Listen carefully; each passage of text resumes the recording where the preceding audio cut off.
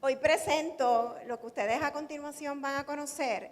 Es un extracto de mi investigación doctoral, que donde se hizo fue en el recinto de la Universidad Interamericana de Puerto Rico. Este tema para mí es bien importante, ocupa uno de los mayores intereses para mí y como representante, de mi isla, ¿verdad? Voy a compartir con ustedes lo que es el mayor problema de salud pública que nosotros tenemos en el área de salud mental en mi isla. ¿Okay? Las funciones ejecutivas en niños puertorriqueños dentro del espectro de autismo. Esto es un estudio que se hizo en comparación con niños típicos. Cuando yo les diga niños típicos es que tenemos dos grupos. Un grupo fue con niños de autismo y otros niños típicos sin ningún diagnóstico. Nada, en ninguna de las áreas del desarrollo. ¿Qué queríamos probar? Bueno, nosotros queríamos probar por qué los niños con autismo han recibido un estigma de que ellos no pueden hacer nada. Cuando encontramos un niño con autismo en un salón de clases, lamentablemente, en mi país, los maestros no dan la milla extra. ¿Okay? Y eso, pues, no podemos seguir con esto. Nosotros como psicólogos e investigadores sociales tenemos que hacer algo por esta población. Es por esto que ocupa mucha importancia este estudio. ¿Okay? ¿Qué es el autismo? Es algo ya reconocido mundialmente, pero ya es un síndrome. Las investigaciones con evidencia de base reconocen al autismo como un síndrome conductual de base biológica que afecta socialización. Es el primer punto de introducción hacia el autismo. Un niño no sociable. La interacción social, comunicación y lenguaje asociados a conductas estereotipadas. ¿Conocen lo que son las conductas estereotipadas de los niños con autismo? Son los movimientos que ellos muestran que no pueden parar. Pueden ser movimientos de cabeza, movimientos de manos, brazos, lo que en inglés se llaman hand flappings. Movimientos cuando hay emoción, movimientos de aleteos. ¿Okay? Esos son los movimientos estereotipados. Y esta condición es mucho más frecuente en niños que en niñas. Y eso lo reporta el Centro de Control de Enfermedades de los Estados Unidos.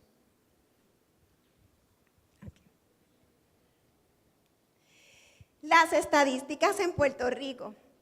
Bueno, como les dije, esto ha constituido una crisis de salud pública. En mi país hay 28.745 personas clasificadas, categorías generalizadas de desórdenes pervasivos. Fíjense que se llaman desórdenes generalizados del desorden pervasivo. Cuando ya nosotros tenemos una clasificación a través del DSM-5, donde ya le llaman espectro. En Puerto Rico no se atreven a diagnosticar, ¿ok? Y eso es preocupante para nosotros, los psicólogos de mi país. Esta estadística es recogida a través del Departamento de Salud y el Departamento de Educación del país. Pero, haciendo una revisión y actualizando la data, encontré que la Asociación de Pediatría y Neurología establece y estima que en los próximos años se van a identificar 1 de cada 15 niños nacidos en Puerto Rico con autismo o que se van a diagnosticar con autismo. Así que esto es bien preocupante para mi país, pero ya esto es mundial. El autismo es un trastorno del neurodesarrollo. Así que esto nos lo vamos a encontrar en diferentes partes del mundo. Para tratar de explicarles a ustedes qué es lo que se quiso hacer con el problema presentado en la investigación es múltiple factorial. Una de ellas es que el Instituto Filius, que es el responsable de las investigaciones para el Departamento de Salud en Puerto Rico, establece que existe ausencia en las investigaciones de funciones ejecutivas, ¿okay?, en niños con trastornos del espectro de autismo. La falta de investigación ha promovido solamente el uso de cuestionarios cualitativos y evaluaciones de baterías completas para el diagnóstico de la condición. Pensamiento bien preocupante, porque los niños con autismo presentan conductas hiperactivas y conductas de reto para el profesional, que muchas veces no te da tiempo de trabajar con ellos instrumentos largos, ¿ok? O hacer valer o venir a la madre, a mi oficina, múltiples veces para yo poder trabajar con este niño, ¿ok? Así que para el sistema de evaluación con los niños con autismo, la investigación basada en evidencia me dice que yo tengo que trabajar investigaciones o utilizar instrumentos flexibles. ¿Qué significa esto? Pues basado en la necesidad del niño, si yo tengo un niño con problemas de lenguaje y voy a utilizar una prueba de inteligencia que es verbal y él no puede, pues vamos a utilizar la parte no verbal, la parte verbal con un instrumento no verbal, los medimos y la parte de ejecución puede ser medida con un instrumento completamente normal. Y tenemos las dos medidas esenciales para yo poder evaluar la capacidad de un niño. ¿Nos vamos entendiendo un poquito? ¿Sí? Ok. Pues esto es lo que se está promoviendo, que sea un modelo basado y centrado en el paciente. Si es un niño que se puede evaluar, que tenga lenguaje, que sea de tipo Asperger, aunque ya estas categorías no existen, todos van a entrar bajo espectro, pues entonces usamos los instrumentos normales. Pero si encontramos un niño que no es así, pues entonces vamos a lo que es flexible, avanzar, identificar, aprovechar el tiempo y terminar en una sola intervención o en dos con el asunto evaluativo del niño con autismo. ¿Qué ha pasado con los instrumentos que conocemos? El autismo se puede trabajar o identificar según el CDC de 0 a 3. Pero nosotros sabemos que el psicólogo o el profesional que trabaje con este tema puede identificar el autismo desde los 18 meses. Esto es bien usual, ¿ok? Así que hay instrumentos que le llamamos de cribado y es un cuestionario que llena mamá en base a observaciones de cuidado personal del niño. Y tenemos instrumentos formales, psicométricos, ¿ok? A los de cribado les vamos a llamar en chat, ¿ok?, el ASQ, y los que son formales, el CARS y el GARS. ¿Qué pasa con estos instrumentos? Estos instrumentos son basados en información general de desarrollo, pero no son para autismo. Estos instrumentos lo que me puede decir es que lo que el niño puede hacer y lo que el niño no puede hacer, lo que mamá ha observado y lo que mamá todavía no ha visto, ¿ok? Así que me puede identificar demoras en el lenguaje y habilidades cognitivas, pero no me va a decir cociente específico para el diagnóstico de autismo. Para el diagnóstico de autismo tenemos que hacer otras cosas, ¿ok? Mi investigación tiene un marco de teoría dentro de lo que es los estudios de neuropsicología. Vamos a ir adentrándonos y acercándonos a lo que son las funciones ejecutivas del lóbulo frontal, ¿ok?, con vínculos al título de mi presentación, con autismo. ¿Cuál es la importancia de las funciones ejecutivas en los niños con autismo? Bueno, pues la neuropsicología me lo explica. La neuropsicología es la ciencia que estudia el análisis de las funciones mentales superiores y sus patologías. Dentro del área de neuropsicología tenemos dos grandes precursoras. ¿Okay? Tenemos a Alexander Luria, que Luria me decía que relacionaba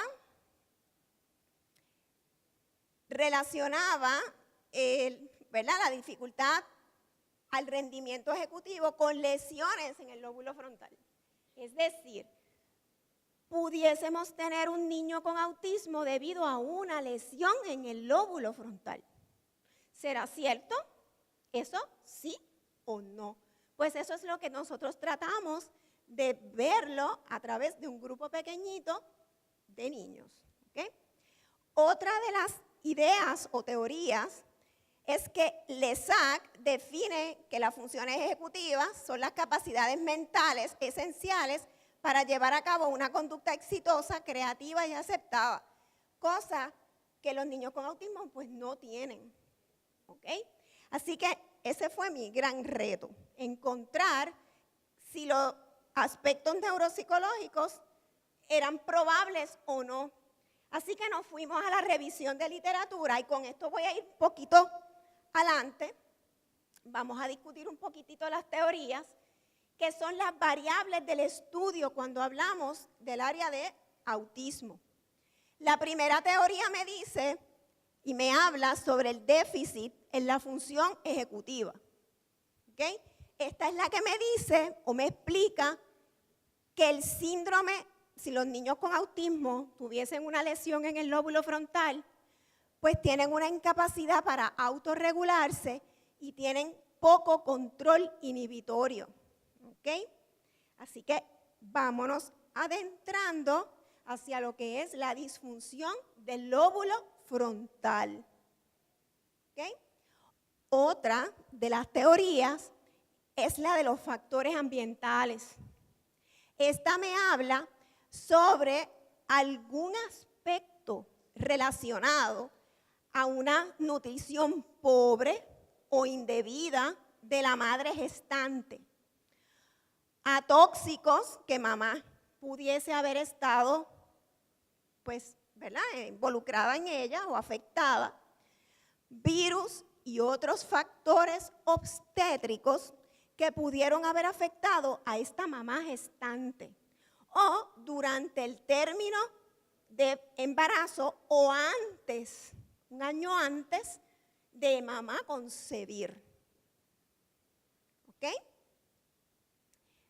Estudios empíricos me hablan de que hay causas heredables y genéticas con relación al autismo. Podemos verlo en familias extendidas y varias personas, hijos de papá, de los mismos papás y mamás, pudiesen tener varios hijos con autismo cuando uno de los dos tienen genes que pueden llevar esa información genética, ¿verdad?, dentro de su ADN. Algo bien específico que me habla también son los niveles del alfa-fetoprotein, que es la prueba genética que le hacen a las mamás gestantes entre 17 y 18 semanas de embarazo. Niveles altos de esta proteína pudiesen estar dando ya indicador de que este bebé que viene en camino pudiese estar a riesgo para esta condición. ¿Okay? Otro de los estudios de causas biológicas que se comparten también con las tóxicas es cuando se ingieren en estado de embarazo una cantidad mayor de ácido fólico a la mamá gestante de 400 microgramos durante el estado de embarazo. Tenemos estudios de evidencia donde hay embarazos gemelares, donde médicos prescriben una mayor cantidad de ácido fólico para ambos bebés, llegando a una cantidad que sobrepasa los 1000 microgramos. La evidencia empírica nos dice, ¿verdad?, que daña el lóbulo frontal del bebé en formación. El lóbulo frontal es el último paso de desarrollo antes de que nazca un bebé. El lóbulo frontal se va desarrollando entre las 32 a las 40 semanas de gestación.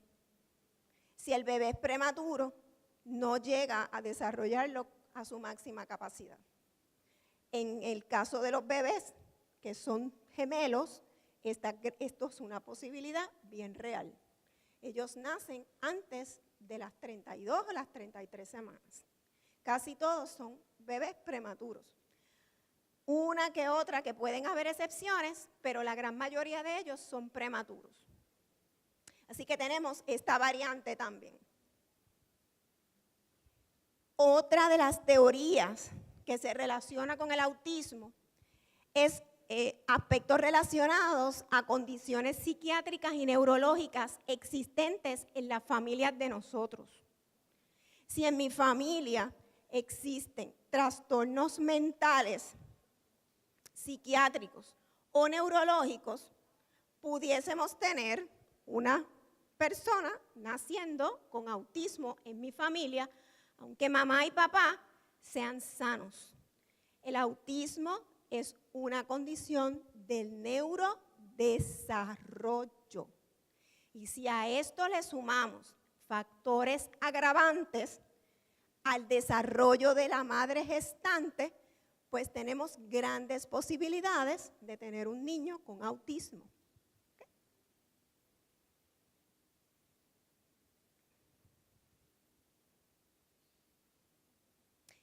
¿Cómo se llevó a cabo este estudio? Así algo general para compartir con ustedes. Bueno, esto fue un diseño exploratorio descriptivo que se dividió en 2 grupos. Me permitió hacer réplicas de los estudios por tener o facilitar comparación de estudios similares. ¿Okay? Hubo 2 grupos, fueron 30 niños que se dividieron. Un grupo de 15 con trastornos de autismo y otros típicos sin ningún tipo de diagnósticos. Para poder llevar a cabo este estudio, las mamás autorizaron ¿verdad? Que sus niños participaran, pero los niños con autismo asintieron también su participación. Hubo doble autorización a este estudio. ¿Okay? Para esta investigación se realizaron descripciones comparativas para ambos grupos.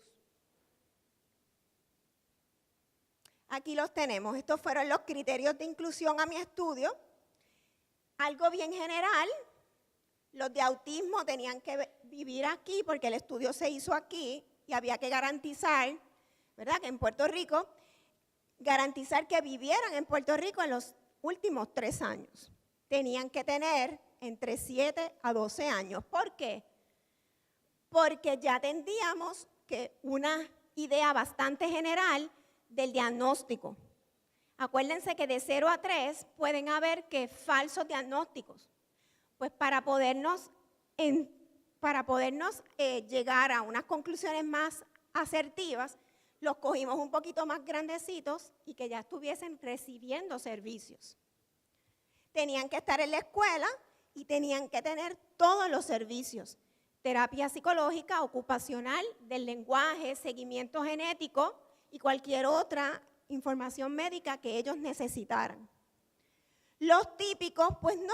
Los típicos solamente tenían que haber vivido en Puerto Rico en los últimos 3 años, tenían que estar en la escuela, pero no podían, en ninguno de los 2 grupos podían tener contacto con la investigadora ni tampoco me podían conocer.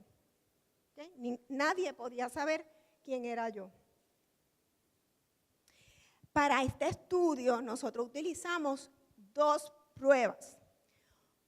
Una de ellas es la prueba de inteligencia Wechsler para niños puertorriqueños, que esta prueba, no sé cuántos puedan ustedes estar bastante al tema de medición, ¿verdad? Que conozcan sobre el tema de medición. Esta prueba sale de la WISC-R. Y Wechsler permitió una normalización para las personas de Puerto Rico. y se hizo una prueba especial para la población de Puerto Rico con una norma de 2.200 niños puertorriqueños. Se normalizó para la población de Puerto Rico. Es una prueba bien confiable. Lleva desde el 1992 utilizándose porque no ha salido ninguna otra más para esta población. Es la que se utiliza, ¿ok?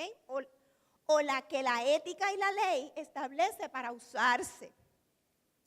Tiene 12 subpruebas, mide una población desde 6 años con 11 meses a 16 con 11. Ella mide 3 cocientes: cociente de información verbal, el cociente de información de ejecución y el total, que es el que todo el mundo conoce como IQ. ¿Okay? El IQ total lo mide. Así que es una prueba de inteligencia y ustedes saben que las pruebas de inteligencia están desarrolladas, son es información neuropsicológica porque ellas arrojan información de ambos hemisferios cerebrales. Información, abstracción, capacidad de vocabulario, ya mismo vamos sobre eso.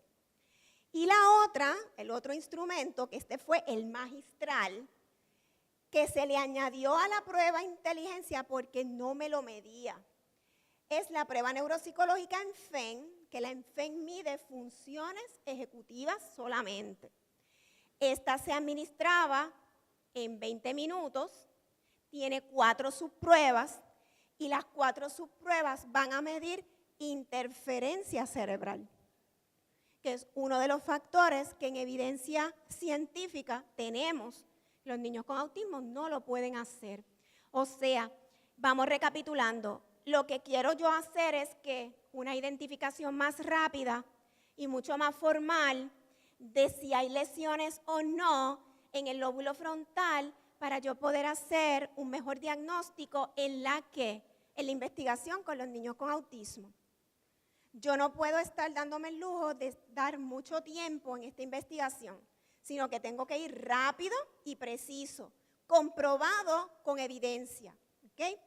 Este es el único instrumento en español que existe, es española, es una prueba española, es neuropsicológica y mide población entre 6 a 12 años. Cuenta con una confiabilidad de 0.90 en las 4 pruebas que contiene el instrumento. Okay. Bueno, vamos hacia lo que es la prueba ENFEN, rapidito. Así que esto es lo que me mide. Son las 4 partecitas: senderos, fluidez verbal, anillas e interferencia. Todas las partes están identificadas para medir funciones específicas dentro del área frontal. Bueno, las gráficas, me queda un poquito de tiempo, ¿verdad? Vamos a proyectar la más importante, que va hacia lo que nosotros encontramos en las áreas, ¿verdad? Las diferentes enfermedades o condiciones que las madres gestantes que participaron en mi estudio evidenciaron: apnea respiratoria, bacterias, baja hemoglobina durante el proceso de embarazo, presión alta, diabetes gestacional, herpes durante el embarazo, infecciones de orina recurrentes.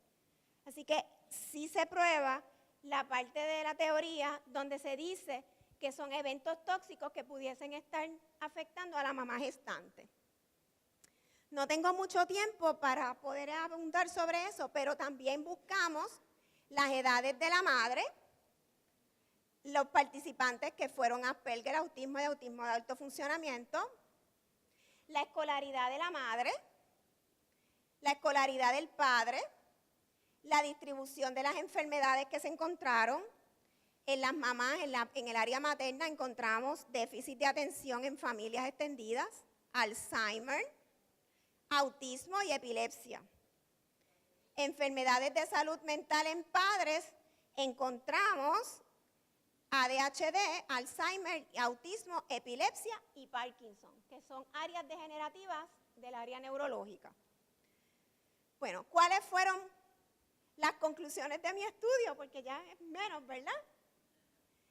Bueno, encontramos que los niños con autismo fueron medidos con una escala de inteligencia Wechsler, que es un instrumento totalmente verbal.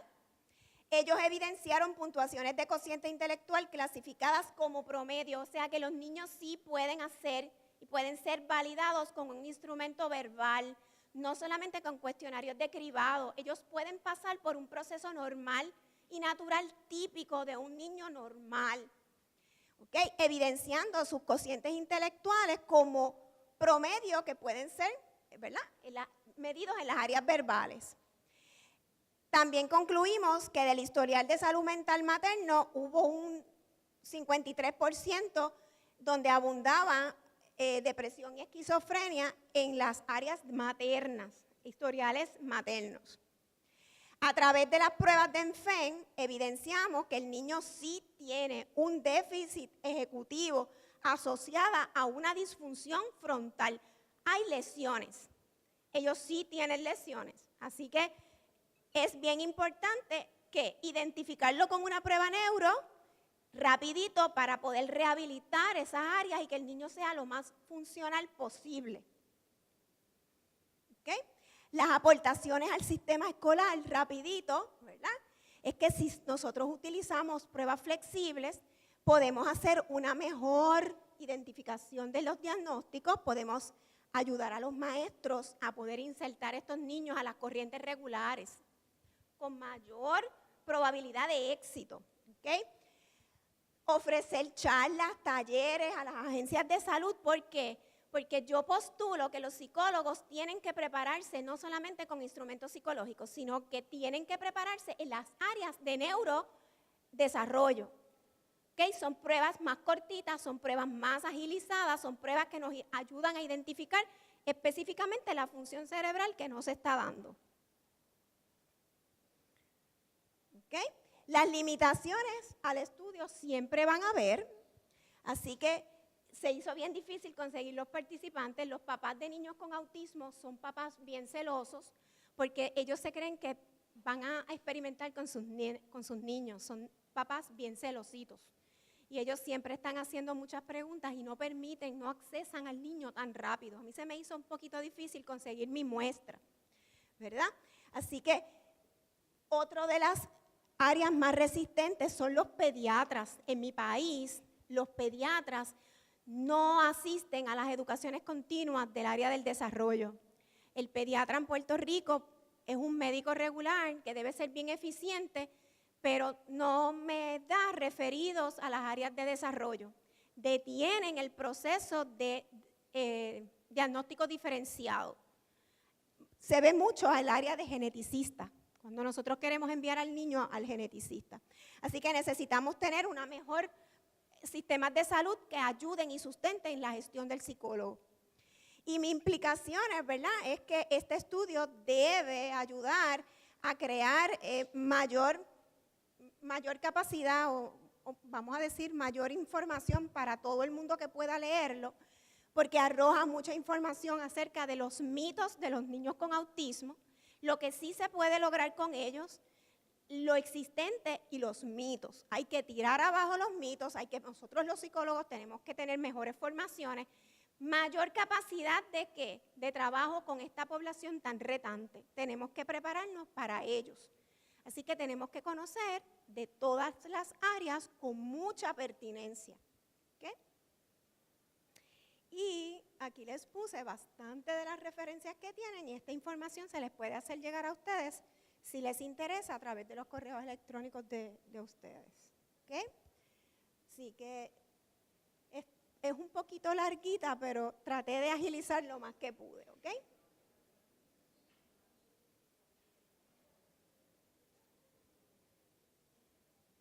Hasta aquí mi presentación.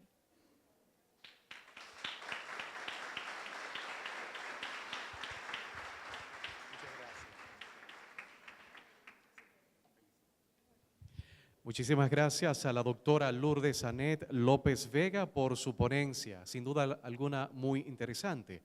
A continuación vamos a continuar con el desarrollo de este segundo panel y la persona que viene a disertar para todos nosotros es la doctora Laura Sánchez Vincitore. ¿Lo dije bien? Vincitore. Es directora del Laboratorio de Neurocognición y Psicofisiología de la Universidad Iberoamericana UNIVE en la República Dominicana, donde realiza investigaciones sobre neurobiología de la adquisición de la lectura, tanto en niños como en adultos. Para esto utiliza técnicas conductuales electrofisiológicas que evidencian cambios neuronales y de desempeño de las personas que aprenden a leer y escribir. Es la coordinadora de investigación del proyecto USAID Leer, una iniciativa del gobierno de los Estados Unidos que busca mejorar niveles de lectoescritura de 200,000 niños en 600 escuelas públicas a nivel nacional. Realizó sus estudios de licenciatura en Psicología Escolar en UNIVE, así como estudios de maestría de Neurociencia y Educación y doctorado en Desórdenes de la Comunicación, Educación y Neurociencia en la Universidad de Columbia, en los Estados Unidos.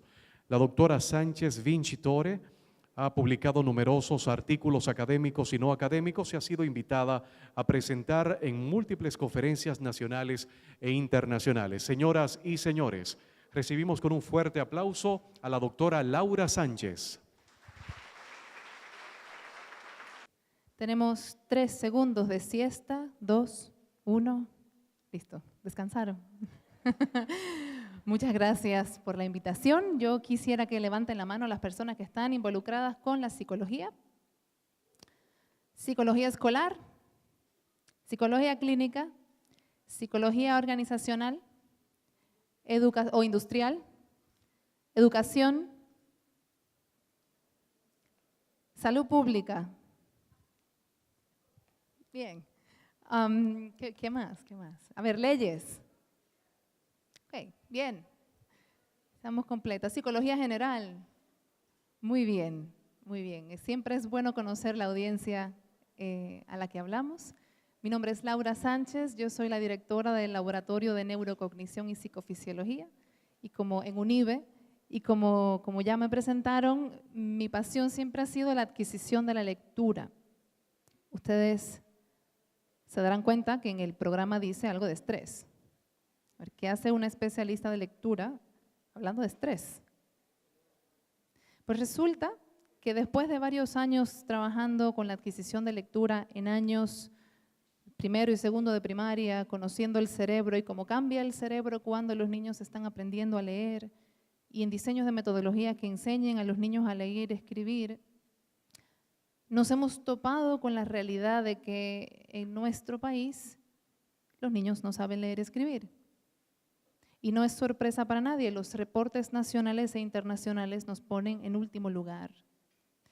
Entonces eso generó una curiosidad y un dolor en el alma, porque estamos teniendo un problema, es un problema nacional. No es una representatividad de 2 escuelas, son 600, son 2,000.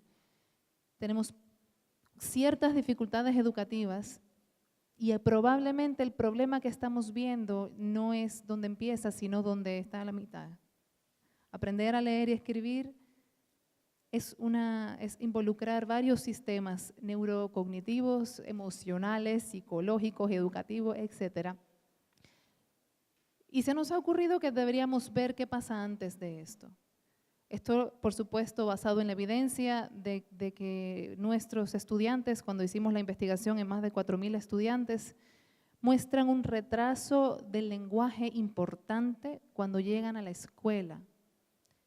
Para aprender a leer y escribir se necesita el lenguaje, pero para poder vivir la vida escolarizada se necesita el lenguaje también. Entonces, por eso retrocedimos un poco en el tiempo y ahora estamos investigando qué sucede en la primera infancia. ¿Sí? Aquí decía mi colega Lourdes que de año 1 a año 3 es un momento importante para la intervención y por eso hemos querido empezar esto en el año menos 0.9, que es cuando el momento de la gestación. Por supuesto, bueno, esto se llama el estrés tóxico y el desarrollo cognitivo desde un abordaje multidisciplinario, por eso pregunté antes, agradeciendo siempre a mis coinvestigadores de este proyecto, a Paul Schatle, que está aquí, y Arachu Castro, ambos de la Universidad Tulane. A ver, vamos a hablar del estrés. Está muy de moda decir estoy muy estresado, ¿cierto? ¿Qué cosa es el estrés? Todos estamos estresados y siempre hay estrés. A ver, el estrés es una respuesta a la demanda del día a día. Señores, yo dañé esto. Ya lo arreglé. Es una respuesta a las demandas del día a día. Eso puede ser a través de experiencias positivas y experiencias negativas. Lo que te causa una respuesta de estrés le llaman estresor. ¿Okay?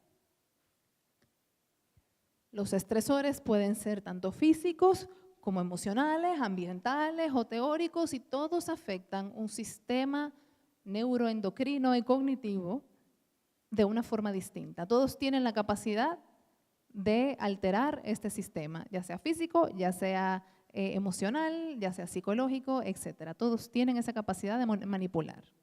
El problema cuando hablamos de estrés no es el estresor como tal, sino esta respuesta. Y bueno, como neurocognición al fin, vamos a hablar un poquitito de la neurobiología de la respuesta al estrés. Y voy a hacerlo más despacio acá, como dice la canción, para entender. Tenemos tres regiones, tres núcleos cerebrales que funcionan durante la respuesta al estrés. ¿Okay? Conocemos que el cerebro tiene tres grandes partes, que está la corteza cerebral, está el sistema límbico y está la primera parte del cerebro más primitivo, ¿cierto? El día de hoy vamos a enfocarnos en dos lugares cerebrales, amígdala e hipotálamo, y en una que está cerca del riñón, que son las glándulas adrenales. Estamos combinando varios sistemas, está el sistema nervioso y el sistema endocrino. ¿Okay? En la amígdala se procesan las emociones. El hipotálamo es el que se encarga de poner al cuerpo en un estado de alerta, de huida. En inglés le llaman el fight or flight. O vuela o pelea, o te va corriendo o le mete el puño. Sencillo. Y las glándulas adrenales, que segregan las hormonas epinefrina y adrenalina, que es adrenalina, y también cortisol, que son las hormonas que están asociadas a la respuesta del estrés, y se encarga de mantener el cuerpo en una alerta constante cuando tenemos esta condición de estrés. Entonces, aquí yo clasifiqué la respuesta al estrés en el 1.0 y 2.0. La primera respuesta que vamos a hablar es cuando nos damos el susto, el real susto. ¿Okay? Es cuando el cuerpo se da cuenta que hay alguna amenaza y quiere salir corriendo o quiere meter el puño. Es la primera respuesta al estrés.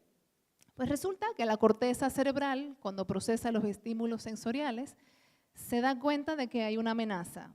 Vi la cucaracha. Acabo de ver una cucaracha, ¿cierto? Mi corteza, que que procesa toda la información sensorial, la información pasa a la amígdala y la amígdala dice, ¡una cucaracha! La amígdala procesa las emociones, ¿cierto? Entonces ahí voy recordando todo lo que me ha pasado con cucarachas en mi vida completa. La amígdala inmediatamente alerta al hipotálamo, y el hipotálamo es el que se encarga a través del sistema nervioso autónomo de alertar todo el cuerpo para que actúe. Cuando hablamos de sistema nervioso autónomo, podemos intuir fácilmente que la palabra autónomo quiere decir que ese sistema hace lo que le da la gana. O sea, que me refiero que es independiente al procesamiento cognitivo. O sea, conscientemente, a lo mejor era una pelusa y yo no me di cuenta, pero ya mi cuerpo reaccionó hace tiempo. Es una respuesta de alerta, y una respuesta de alerta que no se puede dar el lujo de que la persona piense. Es una cucaracha, no, nada de eso, es inmediato, es autónomo, ¿cierto? Ese es el sistema nervioso simpático. Curioso nombre, ¿cierto? Simpático. El hipotálamo activa el sistema nervioso simpático a través de las glándulas adrenales. Las glándulas adrenales que se encuentran sobre los riñones. Y en estas glándulas adrenales se segrega adrenalina. Y ahí es donde empiezan todos los cambios fisiológicos. Los bronquiolos se abren, uno respira más, uno hiperventila, el corazón está a millón, uno piensa que se va a morir. Es una sensación bueno, se pone pálido, uno tiene fuerza para correr. Hay personas, no sé si han visto que, a ver, una madre que su hijo está debajo del carro y consigue la fuerza para levantar el carro para sacar el niño. O sea, es algo que no se puede controlar, que no se puede pensar. O personas que ven que un niño se cae al agua y se mete al agua y salva al niño, y cuando salva al niño se da cuenta, ah, mira, Yo tampoco sabía nadar. ¿Cierto? Es rápido, es adrenalina, es norepinefrina, tenemos que entrar, tenemos que actuar inmediatamente. Por supuesto, la adrenalina viene y dispara la liberación de glucosa y grasa, porque el cuerpo necesita estar consumiendo todo el tiempo energía. ¿Okay? Esa es una respuesta del mismísimo, grandísimo susto. Después nos damos cuenta que era una pelusa y ya la corteza frontal te dice, ay, no era para tanto, es una pelusa, no te va a hacer nada. Y de hecho las cucarachas tampoco es que muerden, son muy feas, pero ya. Y ya uno va racionalizando el susto y se activa el otro sistema, el parasimpático. Uno diría que el simpático y el antipático, pero no es parasimpático, que va a encargarse de controlar todo el proceso y va a encargarse de conseguir una homeostasis, o sea, un balance. ¿Cierto? Vamos al estrés, respuesta fisiológica al estrés 2.0. Pues resulta que el estrés sigue, que vi la cucaracha y que ahora vi 2 y 3 y 4. Y vi cucarachas, me mudé a Nueva York y abrí uno de esos apartamentos en renovación y hay muchas más cucarachas y es constante y yo tengo fobia a la cucaracha y está ahí. Baja la intensidad de la adrenalina porque ya no puedo correr, ¿cierto? Baja esa intensidad, pero sigue patinando la respuesta del estrés. Entonces, en el mismo hipotálamo, como segunda respuesta, activa el eje HPA, hipotalámico hipofisiario adrenal. ¿Ok? Este eje lo que hace es disparar la producción de cortisol. ¿Ok? Cortisol, no sé si ustedes han tenido problemas de inflamación en algún momento que le ponen esteroides y le inyectan esteroides y eso se desinflama inmediatamente. Claro. La inflamación es algo importante en el cuerpo porque es lo que indica que algo está mal y el cuerpo va a responder a esto. Pues resulta que el cortisol está ahí presente y la inflamación está ahí presente y están tratando de pelear uno con los otros y entonces la salud empieza a empeorar. Entonces, este estrés prolongado que no podemos calmar va a hacer que este eje HPA funcione. Y por supuesto, los 3 siguientes puntos para los que les gusta la microbiología o el sistema endocrino, el hipotálamo segrega la hormona liberadora de corticotropina que va a la hipófisis segrega otra hormona que va a las glándulas adrenales que finalmente segregan cortisol y respiran. El cortisol está en sangre, el cortisol hace que glucosa y grasa empiecen a moverse dentro del sistema otra vez. Pero resulta que de repente yo tengo una buena terapia y yo fui a terapia y yo me trabajé la fobia con la cucaracha y mi lóbulo frontal puede controlar esa situación y vuelve el parasimpático a tranquilizar todo. Eso es una respuesta normal. ¿Okay? Eso es una respuesta típica a situaciones estresantes. ¿Bien? Aquí está una foto del eje HPA. Entonces, un alto al estrés. Espérense. ¿Cuál es el mecanismo interno biológico que hace que mis niveles de estrés se calmen? El sistema nervioso parasimpático. ¿Okay? Mantiene la homeostasis. Le hablan de las 2 Ds. Descanso y digestión. El simpático era fight or flight, vuelo o puño. Este es descanso y digestión. Y es necesario activar el sistema nervioso parasimpático para regular los cambios fisiológicos producidos por el estrés. ¿Cómo se hace eso? A ver, hablamos esta mañana, el panel de esta mañana hablaba de meditación y yoga y ¿cómo se llama? Relajación muscular progresiva, que están estudiados que ayudan a mejorar esos niveles. Está el biofeedback, está el mindfulness. Hay muchas terapias que funcionan, claro, pero funcionan cuando ya yo tengo algo de base, ¿cierto? Es sencillo, una operación matemática. Yo tengo un estresor que me va a activar el sistema nervioso simpático, tengo un amortiguador que va a ayudar a que el parasimpático pueda trabajar para mantenernos a todos nosotros en paz y amor. Y eso va a significar en un balance de la vida, ¿cierto? Eso nos pasa a todos. Cuando tenemos el examen de psicología general o de funciones cognitivas, se nos dispara todos los estresores, pero llega un momento en que ya nos calmamos, estudiamos, pasamos, balance, ¿cierto? Y vamos monitoreando nuestra respuesta al estrés. ¿Qué cosa es el estrés tóxico entonces? El estrés tóxico, y es importante aclarar esto, no es el estresor, es la respuesta que genera mi propio cuerpo individual, único, irrepetible, ante este estresor. ¿Ok? Es la respuesta fisiológica prolongada o permanente a un estresor.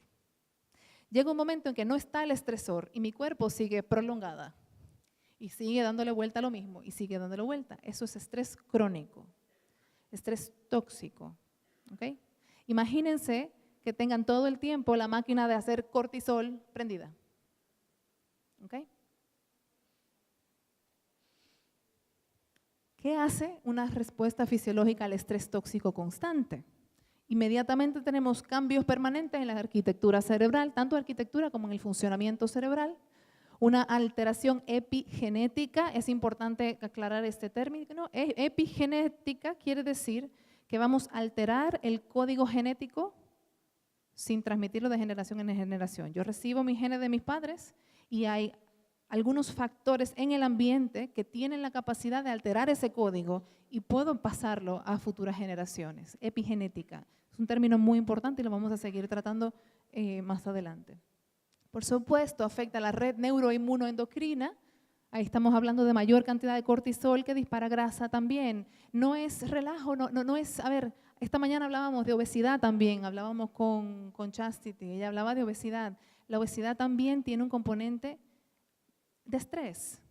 Hay personas que hacen ejercicio, hay personas que se cuidan lo más que pueden y no pueden perder peso. Hay veces, solo veces, que esto es parte de una respuesta al estrés. El cortisol dispara la glucosa también, o sea, permite el movimiento de la glucosa. También tenemos casos de diabetes, hipertensión, obesidad, producidas por un estrés tóxico, no porque les regañaron en el trabajo, no porque no pasaron un examen, ni siquiera porque se murió alguien muy querido, es un estrés tóxico prolongado. ¿Okay? Por supuesto, si tengo el cortisol rondándome en el cuerpo, voy a tener un estado constante de inflamación, que no se va a poder resolver porque el cortisol está influyendo en ese momento. ¿Okay? Y un fallo en la regulación del cuerpo. ¿Okay? Por eso entonces hablamos de que el manejo del estrés tóxico es un problema multidisciplinario. Estamos hablando de salud. A ver, yo entré al problema de estrés tóxico por el desarrollo cognitivo y del lenguaje porque los niños no podían leer. Pero el problema es mucho más grande de ahí. El problema es que obesidad, diabetes, hipertensión, etcétera, además de desarrollo cognitivo limitado, un desarrollo cognitivo retrasado. Eso es a nivel psicológico. Afrontamiento mal adaptado a las situaciones de vida, manejo inadecuado del estrés, estilos de vida no sano, consumo de sustancia, etcétera, etcétera. Y por supuesto cognitivo, que fue por donde vine a caer en este tema, el retraso. Ahora, ¿qué cosas son los estresores en un niño? Esta mañana alguien me decía, estrés tóxico tan chiquito. Sí, no es que él tiene que cumplir una fecha tope de entregar un trabajo, ni mucho menos, no. El estrés tóxico en la infancia viene dado por el ambiente, viene dado por el abuso, la negligencia, la pobreza extrema, la violencia de la mujer, la violencia de género, la violencia escolar, la disfunción familiar, la escasez de alimentos. Es un problema y ustedes ven todas esas características y a mí la palabra pobreza me suena, ¿Okay? La palabra pobreza suena y no es la pobreza de no tener dinero. No tener dinero es un factor de la pobreza, pero las personas que viven en condiciones socioeconómicas difíciles generalmente está asociado con tener presencia, exposición a todos estos tipos de estresores. Entonces, ¿qué sucede con los niños chiquitos? Porque es muy lindo estudiar neurociencia cuando ya el cerebro está completamente formado y consolidado. Tenemos un participante de 30 años y ya sabemos cómo funciona su circuito, que siempre cambia, pero el de 30 años está bien consolidado. Los niños pequeños tienen un cerebro bastante inmaduro. De hecho, nuestra especie nace muy inmaduro. De hecho, necesitamos la ayuda de nuestros padres y nuestros cuidadores por mucho tiempo antes de que podamos prender la estufa solo. O al menos ir a la farmacia. Yo digo que los niños deberían nacer con la capacidad de ir a comprar su propia medicina, pero no, dependen absolutamente del adulto. ¿Ok? La regulación emocional de un niño pequeño depende de la conectividad funcional entre la amígdala y la, ¿cómo se llama? La corteza frontal. ¿Ok? Y eso es en todo el mundo. Ahí está la amígdala neciando porque había algo que se parecía a una cucaracha y ahí está el lóbulo frontal diciendo, vieja, no es para tanto, que fue una pelusa, tranqui, que no, y uno racionaliza mucho las cosas. Ahí está perfecto. Ese circuito en los adultos está. En los niños, la amígdala está súper desarrollada y el lóbulo prefrontal, orbitofrontal, no. Entonces, este circuito de vamos a calmar a la amígdala para que no me vuelva loca, para que no dispare el hipotálamo, que no dispare la glándula adrenal, para que no salga el cortisol, no está. ¿Okay? Lóbulo prefrontal está muy inmaduro. ¿Okay? Entonces, ¿quién regula la amígdala de un niño? A ver, el ambiente, la familia, el cuidador o cuidadora, mamá, papá. ¿Ok? Pero vivimos en una cultura donde le recomendamos a la mamá, déjalo llorar para que el pulmón se le arregle, para que se le desarrolle esos pulmones. ¿Ok? El cerebro de un niño pequeño no tiene la capacidad de regular el estrés al nacimiento. Yo conozco muchas personas de 21 años que tampoco. El cerebro de un niño pequeño no puede controlarse a sí mismo. Un niño que se le deja por todo este tiempo va a interpretar esto como abuso, como negligencia. Y se va a callar no porque entendió la lección, sino no le queda remedio. Se llama indefensión aprendida. Ya no voy a llorar más, ¿para qué? ¿Ok? ¿Quién regula la amígdala? El adulto. Entonces, ¿quién regula la amígdala? Vamos a ver. Estos son los factores que la ciencia ha demostrado, o al menos ha tratado de dar pinceladas de cómo se va regulando la amígdala en un niño pequeño. Presencia de una madre cálida, cuidado materno, protección paterna, relación sólida entre padres e hijos, calidad de la relación alumno-profesor, eso es en la escuela, claro, porque cierto, los primeros 3 años son importantes, pero los otros 21 también. Calidad, apoyo de la calidad marital, la relación padre-madre. Es importante salud física y mental de los padres, percepción de los padres sobre su capacidad de ser padres-madres, autoeficacia se llama. A ver, esto que digo no es la receta, ¿ok? Esto que digo es lo que en las encuestas los padres han dicho y cuando vemos los niños vemos que tienen una relación una con otra. Cuando uno hace este tipo de estudio, que no es uno causa la otra, sino que uno está relacionado con otro. Hay otros tipos de amortiguadores, como no tengo mamá, pero tengo una tía, no tengo tía, pero tengo abuela, alguien está conmigo, alguien me acompaña. O sea que eso es porque la misma población dijo esa información, pero no es la receta. Sí, yo sí he tenido gente que viene y me dice, mi esposo se murió, mi hijo va a estar estresado por el resto de su vida. No, espérate. Eso se llama estrés, es un estrés tolerable. Vamos a ver cómo vamos a compensar con los otros amortiguadores para amortiguar el desarrollo del niño. Y ese amortiguador va a ser muy individual. Cada quien percibe el estrés de una forma distinta. ¿Okay? Hay 3 tipos de respuesta al estrés. La respuesta positiva, me caí, me dio un golpe, me paré. Un niño chiquito, ¿cierto? Hay otro tipo de estrés, respuesta de estrés, que es estrés tolerable. Se murió alguien, pero salimos para adelante. Y hay otro que es estrés tóxico, que es cuando nada de eso funciona. ¿Okay? Cuando mi estresor pesa más que mi amortiguador, no tengo balance. ¿Okay? Finalmente, desarrollo cognitivo en estrés. A ver, esas 2 habilidades que son el desarrollo cognitivo y el desarrollo del lenguaje vienen de la corteza cerebral. La corteza cerebral fue lo último que se desarrolló a nivel de especie. Lo que quiere decir es que todavía cuando uno nace es que termina de formarse. ¿Okay? El lenguaje y el desarrollo cognitivo. Y son manipulables por situaciones adversas. Y por tanto, es común ver que las personas que tienen un estrés tóxico van a presentar desarrollo cognitivo retrasado y van a presentar retraso en el lenguaje. Eso es lo que nosotros hemos estado viendo en nuestros estudios de lectura y queremos explorar más, porque con un estudio de lectura no estoy midiendo el lenguaje, estoy teniendo una idea y ahí va a movernos nuestra línea de investigación. El desarrollo cognitivo en estrés está relacionado al cuidado de los padres, ahí cambia el hipocampo, mientras mejor es la calidad de cuidado, mejor es el hipocampo. Recuérdense que el hipocampo es el que se encarga de consolidar la memoria y está justo al lado de la amígdala. Una amígdala que está histérica es una amígdala que va a afectar al hipocampo y el hipocampo no va a poder consolidar la memoria de una forma adecuada. Sencillo. Ingresos económicos y educación de los padres también se ve asociado a un mayor volumen en el lóbulo frontal, parietal, hipocampo y amígdala. También vi, revisando, no lo pude añadir, pero los niños que han sido expuestos a condiciones adversas tienen una amígdala más grande.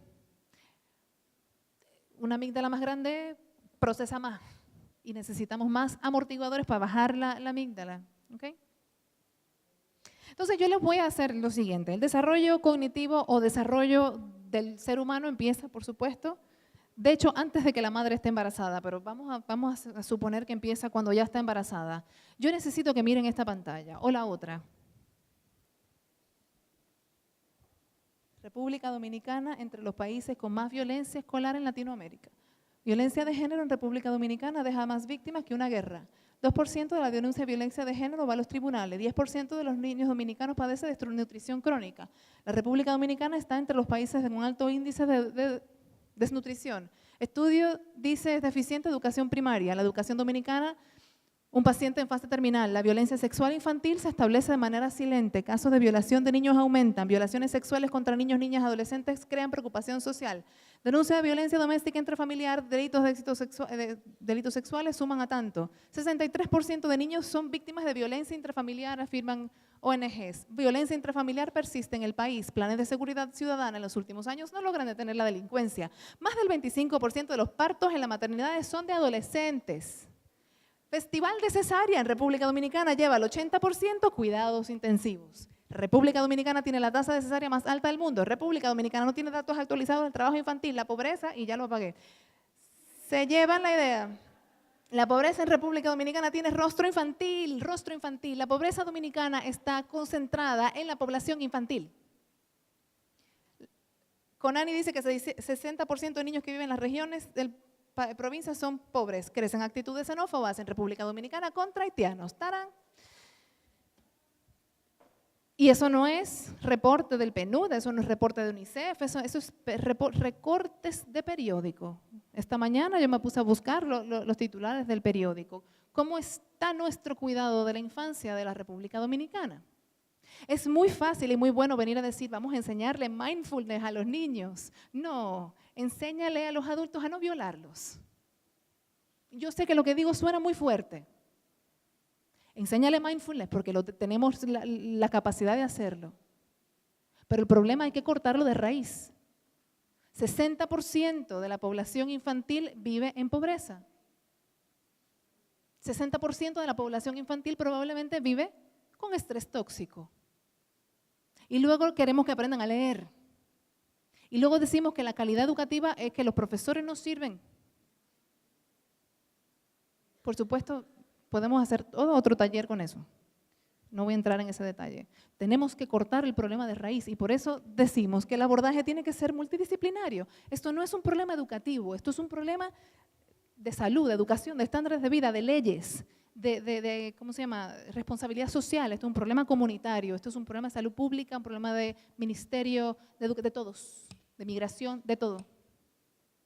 Eso es un modelo que lo vi esta mañana en un artículo publicado por Sebastián Lipina, que habla sobre la investigación y cómo tiene que ser abordada, porque otro tema es abordar el estrés tóxico o la pobreza desde un enfoque de una sola variable. La pobreza no es solo no tener dinero. Entonces tenemos microsistemas, mesosistemas, exosistemas y macrosistemas. Les voy a mandar el artículo de investigación de donde tomé esto, no voy a detenerme mucho en ello, pero cada vez que queremos diseñar un estudio que tenga que ver con esto, estas variables hay que tomarlas en cuenta. Por la sencilla razón de que nosotros no tenemos datos locales de mucha validez en el momento. Tenemos el censo, que tienen unos datos buenos, tenemos otras instituciones que se encargan de reportar, pero generalmente no tenemos la cultura de la investigación. Entonces, para generar una cultura de investigación tenemos que ver este proceso. Vamos a ver si lo voy a dañar otra vez. A ver, esto lo digo porque lo vi en el artículo que revisé. Hay algunos programas que definitivamente pueden amortiguar el efecto del estrés tóxico y esos son programas que se hacen a nivel gubernamental, a nivel ministerial, etcétera, etcétera. A nivel familiar podrían hacerse campañas de enseñar conductas que controlan la respuesta al estrés, escuela de padres, una terapia psicológica, sobre todo de la interacción de padre e hijo. A nivel comunitario, las intervenciones comunitarias generalmente son las que más funcionan porque la comunidad se da cuenta de su necesidad y empieza a tomar, se empieza a ser dueño del problema. Y una comunidad que se sienta responsable de su problema es una comunidad que va a responder al problema. También, por supuesto, a nivel nacional, crear conciencia de cuáles son las buenas prácticas de crianza y de atención a la primera infancia. Claro, eso es muy limitado y muy paternalista. Nosotros tenemos que crear sistemas un poco más, un poco menos dolorosos, un poco menos abusivos para con los niños, para con las madres, para un sistema laboral que permita que la madre esté con los hijos, un sistema laboral que permita un desarrollo apropiado. Retos en la investigación de estrés tóxico y desarrollo cognitivo. Esto es un proyecto que se llama 1000 días RD que estamos haciendo entre UNIBE y la Universidad Tulane. Esas fotos que ven acá, por supuesto, todas tienen consentimiento, no presentamos la cara de los niños por razones éticas. Es una experiencia que estamos teniendo con ver pasito a paso qué cosa podemos ir midiendo para conocer cómo funcionan estas variables en el contexto dominicano. Ahora les explico. ¿Por qué queremos hacer esto paso a paso? Porque los modelos internacionales no necesariamente están adaptados a la cultura. Lo que funciona en Suiza, en la República Dominicana, no necesariamente va a aplicar. Los instrumentos de medición, como decía mi colega Lourdes acá, no están adaptados a las necesidades individuales y en este caso no están necesariamente adaptados a la cultura. Es decir, si vamos a una prueba sencilla de nombrar objetos, ¿cuáles objetos? O sea, no le voy a poner ahí un Wii U tercera generación. No sabemos si el Wii U tercera generación es algo que se utiliza en esa cultura.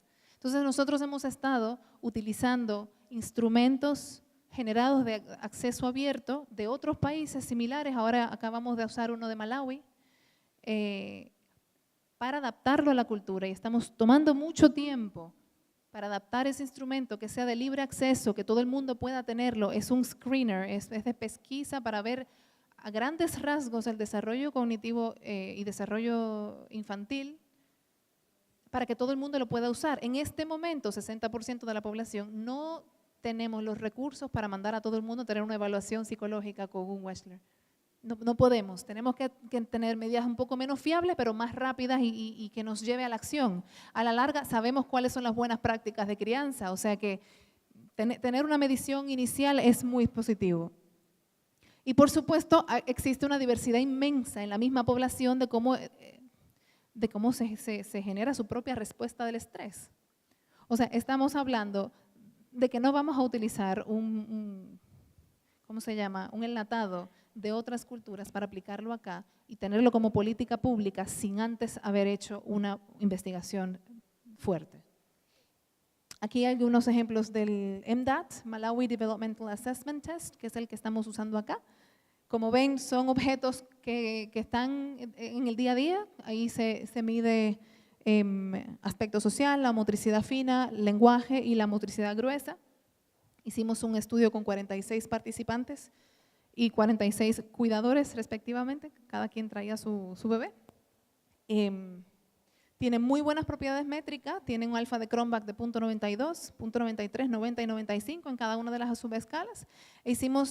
Sacamos la puntuación de fiabilidad entre los evaluadores, donde 2 personas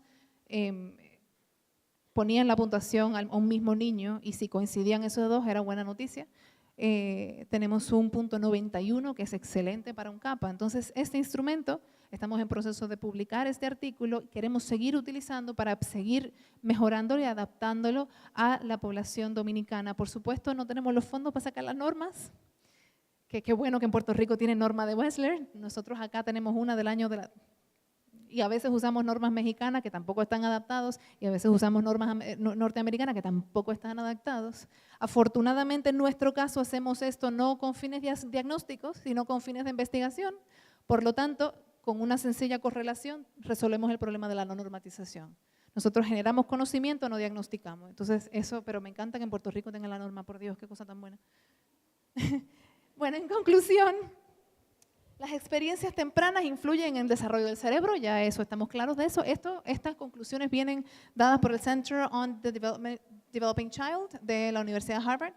El estrés crónico puede ser tóxico para el cerebro en desarrollo, ya se dieron cuenta por qué. La adversidad temprana puede convertirse en problemas serios a largo plazo. Pobreza, ayuda, negligencia, abuso de sustancias, enfermedad mental, exposición a la violencia y demás hierbas aromáticas. La intervención temprana puede ayudar a prevenir las consecuencias de la adversidad. Las relaciones estables y cariñosas son esenciales para un desarrollo saludable. Como ven, yo no vine a dar soluciones, yo vine a presentar un problema. Y es lo que nos caracteriza desde la academia. Nosotros creamos el conocimiento, nosotros cuestionamos lo que existe y vivimos en una eterna insatisfacción con todo y ya estamos acostumbrados a eso. Y bueno, aquí hay algunas referencias para los que estén interesados.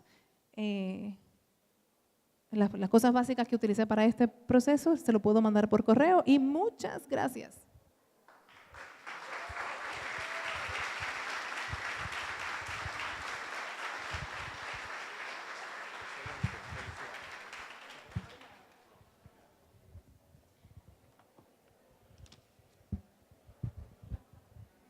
Ha sido la participación de la doctora Laura Sánchez. Ella ha venido a aportarnos sus conocimientos y experiencia desde Santo Domingo, capital de la República Dominicana. A continuación, nuestro tercer panelista de este segundo panel lo es el doctor José Allende Parra Santana. Él es licenciado en Lenguas Modernas, mención Turismo de la Universidad Abierta para Adultos. Es licenciado en Derecho de la Universidad Abierta para Adultos. Tiene maestría en Lingüística Aplicada en la enseñanza del español de la Universidad Autónoma de Santo Domingo. Es doctor en Medicina General de la Universidad Tecnológica de Santiago UTESA. Es especialista en Psiquiatría de la Universidad Central de Venezuela, sede Hospital Militar Dr. Carlos Arvelo. Tiene maestría en Prevención y Tratamiento Multimodal de las Adicciones del CESUN, Universidad Tijuana, México. Señoras y señores, con nosotros y con todos ustedes, el doctor José Allende Parra Santana. Buenas tardes. Yo espero que a ustedes no les esté pasando lo que le pasaba a una paciente que yo tuve, que es una de las pacientes que más recuerdo, porque la disfruté. Una de mis pasiones es la locura, aunque ustedes no lo crean, la locura humana. No, realmente una de mis pasiones es el cerebro. Entre muchas, el cerebro es la primera. Soy un apasionado, un enamorado, empedernido, inveterado del cerebro. Y por eso me cayó como anillo al dedo todo lo que estaba hablando Laura del cerebro y todo lo que habló también a Vega, sobre Vega, ¿verdad? López Vega, sobre el autismo. De hecho, cuando ella hablaba del síndrome autista, yo de una vez escribí la acotación en unas notas que tomé allí del espectro autista ya visualizado en el DSM-5 y luego ya lo mencionó. Qué bueno que amplió bastante sobre eso. Y bueno, sí, les decía que una de mis pasiones es el cerebro, otra de mis pasiones es el lenguaje. Y como ustedes escucharon, soy lingüista. Los lingüistas tenemos un problema, igual que los filósofos, complicamos todo con el lenguaje.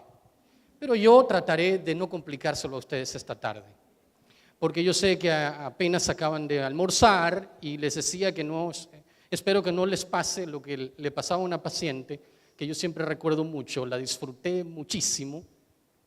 Esta paciente tenía un síndrome rarísimo, de aquellas psicorrarezas, el síndrome de Cotard. No sé si lo han escuchado, si han leído sobre el síndrome de Cotard. Es muy raro, de hecho está clasificado entre las psicorrarezas. El síndrome de Cotard es característico, es un síntoma de la psicosis o de alguna psicosis, pero se ha establecido como síndrome.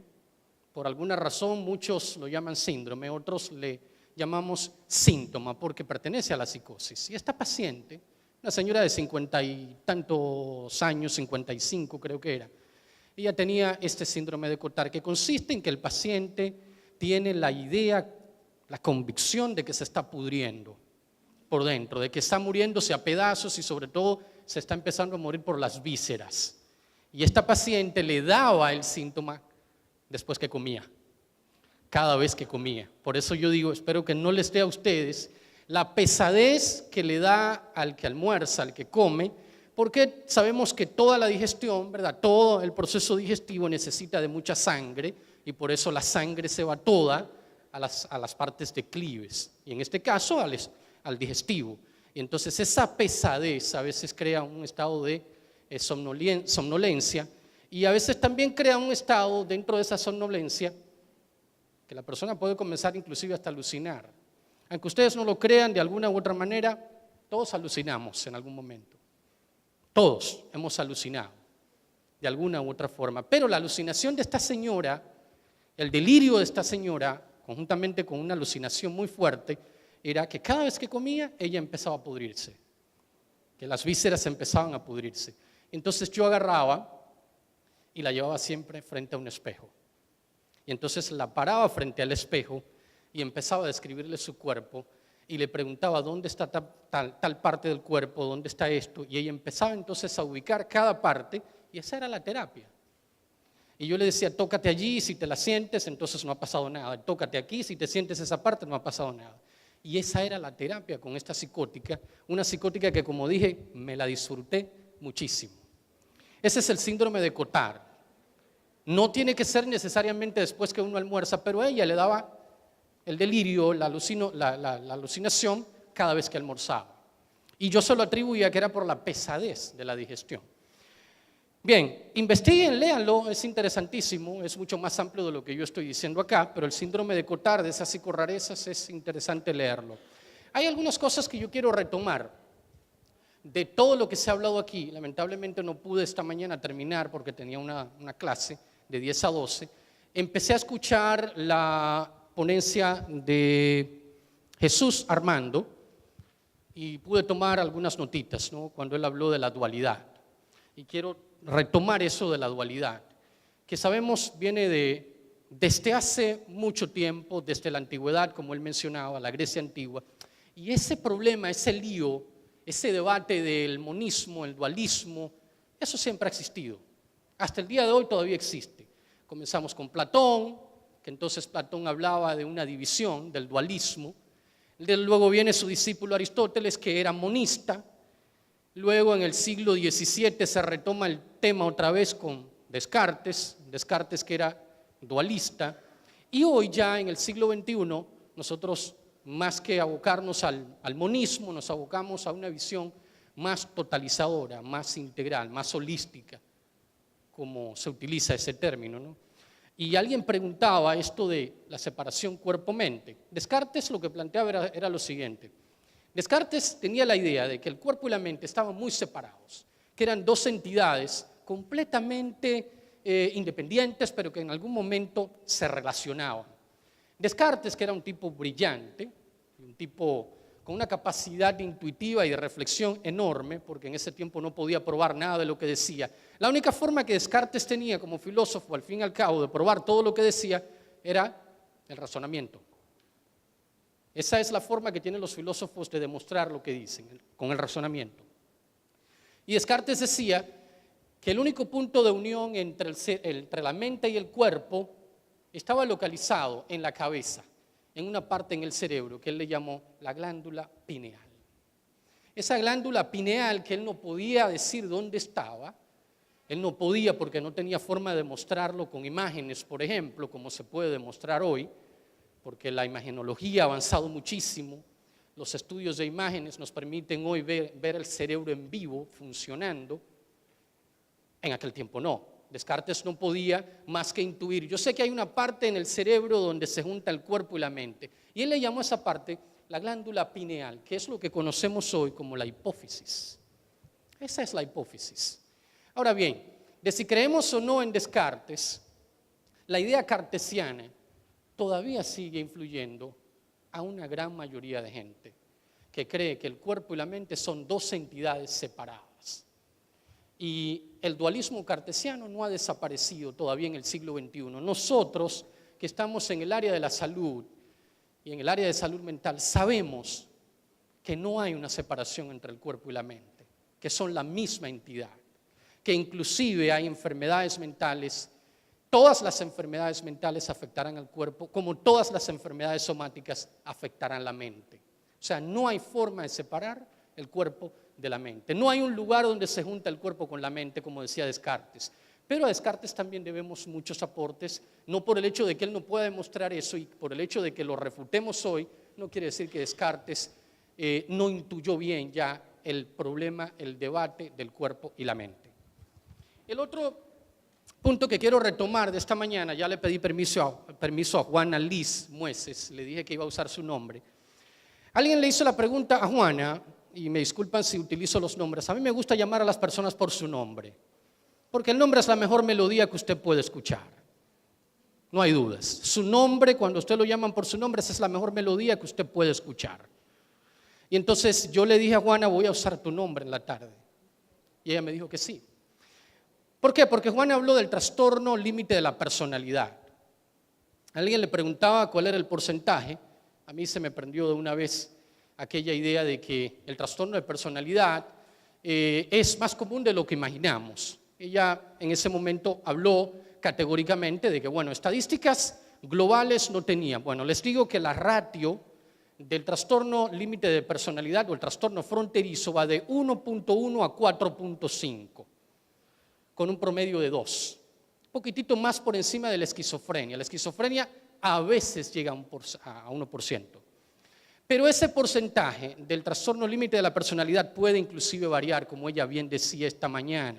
Puede variar de un país a otro y puede variar inclusive con el infradiagnóstico. Nosotros infradiagnosticamos muchísimo los trastornos de la personalidad. Yo trabajé con adictos un año completo en una clínica especializada en adicciones, solamente adicciones. Y tal como decía Liz esta mañana, el 70% de los pacientes que tienen un trastorno, una enfermedad mental por adicción a sustancias, tienen una comorbilidad, casi siempre una comorbilidad psiquiátrica. Las comorbilidades psiquiátricas que concurren conjuntamente con un trastorno por adicción a sustancias generalmente son trastornos de la personalidad y los más agresivos, entre ellos el trastorno límite de la personalidad. De cada 10 pacientes que yo hospitalizaba por adicción, el 70% cursaba con una comorbilidad, lo que se llama hoy patología dual. No sé si han oído hablar de ese término, en psiquiatría se habla mucho de eso y en salud mental. La patología dual en psiquiatría consiste en el concurso, la concurrencia de un trastorno por adicción a sustancias, conjuntamente con una comorbilidad psiquiátrica, otra enfermedad psiquiátrica. La mayoría de estos pacientes, 70%, y probablemente sea un subregistro, el 70% de esos pacientes cursan con un trastorno de personalidad, casi siempre el límite, que es el más catastrófico de todos los trastornos de personalidad y el de más difícil tratamiento, el de más difícil abordaje. Probablemente usted nunca dé con ninguna terapia para ayudar a un límite, porque el límite es bastante difícil de tratar. Y otro dato interesante, para los que les encanta escuchar estadísticas, y para nosotros a veces también que nos encanta usar estadísticas, por cada 4 mujeres límites solo hay un hombre, o sea que es más común en las mujeres. Y así yo lo viví también. Estadísticas globales que cuando usted está en la práctica clínica las puede comprobar. El trastorno límite en las mujeres es más común en las mujeres, 4 veces más que en los hombres. Sin embargo, el trastorno antisocial, que también es otro de los trastornos de personalidad que cursan con trastornos de adicción a sustancias, es más común en los hombres. Por cada 4 antisociales hay 1 o 2 mujeres antisociales. Quería retomar eso solamente para que, no sé, a mí yo tengo la obsesión siempre de escuchar bien y tomar notas y escribir, porque me parece interesante, ¿no? Seguir cada cosa que dice cada persona que habla y tomo notas. Chastity Espinal, ella hablaba de los trastornos de alimentación yo quiero aportar un dato desde la psicodinamia. Yo hice formación psicoanalítica 3 años y los psicoanalistas tenemos un problema. Hablamos enredado, escribimos enredado y complicamos todo también igual que los lingüistas. Detrás de cada trastorno de alimentación lo que hay es tremendo rollo de depresión. Tremendo rollo de depresión. El trastorno alimenticio es el síntoma. Probablemente es más un síntoma. Claro, está tipificado como un trastorno en los manuales y así hay que tratarlos. Trastorno por atracón, el trastorno por anorexia, el trastorno por bulimia, pero detrás de esa conducta autodestructiva, de pulsión de muerte, porque la persona que tiene un trastorno de la alimentación, eso es pulsión de muerte, eso es autodestrucción. Y detrás de todo eso, de esa clínica, lo que hay es tremenda depresión. Y así lo viví, así lo vi con las pacientes que tuve la oportunidad de tener con trastorno anoréxico, trastorno bulímico. Tremenda depresión. Y López Vega hablaba del trastorno del espectro autista. A mí me interesó algo que ella dijo relacionado con la familia. ¿Por qué la familia es tan sobreprotectora? ¿Por qué la familia es tan celosa? El estrés del cuidador, presente allí. Y ese estrés del cuidador incluye trastornos de ansiedad de la mamá, del papá, cansancio por el cuidado a ese niño, a ese autista, y también depresión. Y toda esa sintomatología se junta con la sobreprotección, el miedo de los padres. Entonces, de manera que yo quisiera como que ustedes retengan todo eso. Pero ya de las notas que tomé, ya no me voy a extender mucho allí. Sí, quiero compartir algo con ustedes.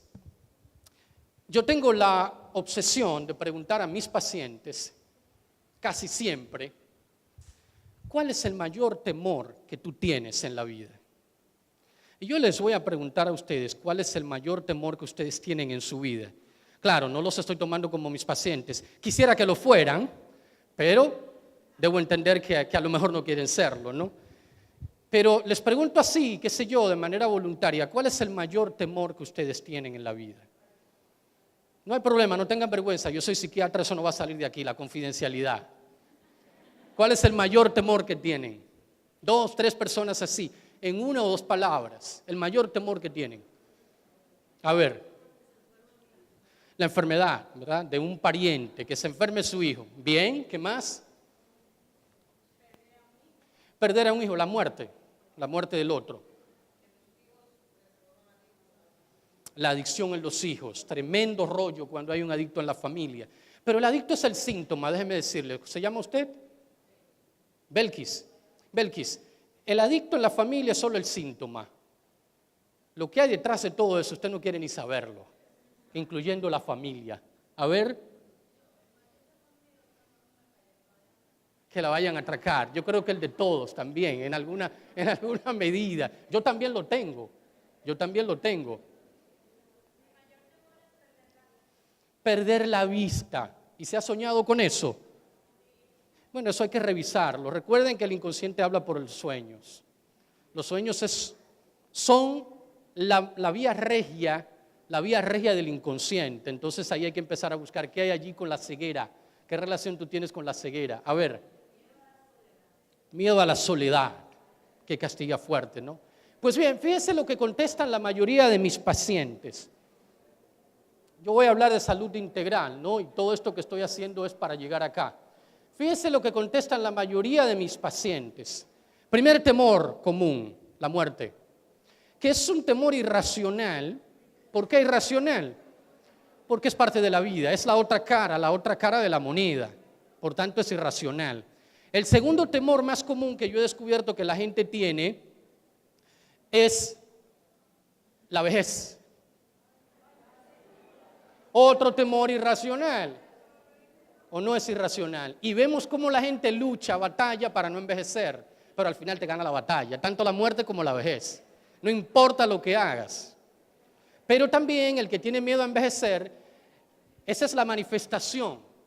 El temor a envejecer es una manifestación de otros conflictos internos más profundos que hay allí, igual que el temor a la muerte. Y el tercer temor más común que yo he escuchado de los pacientes es el de la locura y es el más racional de los temores. y es mi pasión, la locura de la gente.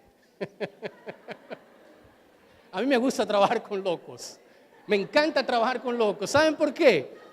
Porque sencillamente es un mundo fascinante, es un mundo fascinante. Porque ¿qué es lo que hace el psicótico? Se retrotrae, inventa un mundo que se le es negado allá afuera, y él lo inventa. Y ese mundo inventado es único de él, y como es único de él, a mí me encanta conocerlo. Por eso me apasiona la locura. Entiendo que esos temores son muy comunes. Otro temor muy común es la pérdida de la autonomía. La pérdida de la autonomía, sobre todo aquellos pacientes que empiezan a cursar con síntomas de la enfermedad de Alzheimer, que es un tipo de demencia entre muchos. Nosotros tendemos a confundir y creer que toda demencia es tipo Alzheimer. Hay muchísimos tipos de demencia. La de tipo Alzheimer probablemente en muchos países es la más común, pero no es la única. Entonces, cuando hay personas que empiezan a tener problemas de memoria, de una vez comienzan a pensar en Alzheimer, que te vuelve un ser dependiente, sobre todo en los últimos estadios de la enfermedad, muy dependiente y pierdes la autonomía.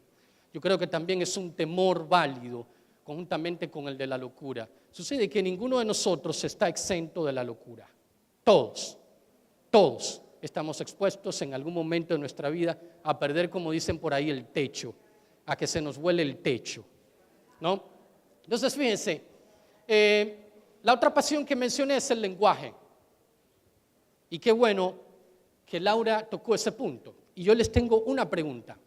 ¿Por qué el hombre es el único animal que muere y los otros no? Y ustedes dirán, ¿cómo? ¿Sí? ¿Por qué el hombre es el único animal que muere? ¿Tienen alguna idea? A ver, ¿cómo se llama usted? Abigail. Quizás porque tenemos la oportunidad de racionar, de entender que ya tenemos un límite de vida, o sea, que nos va a llegar la muerte. Ok, buena respuesta, vamos por ahí, el asunto, los tiros van por ahí. A ver, ¿quién más tiene alguna idea? ¿Por qué el hombre es el único animal que muere y los demás no?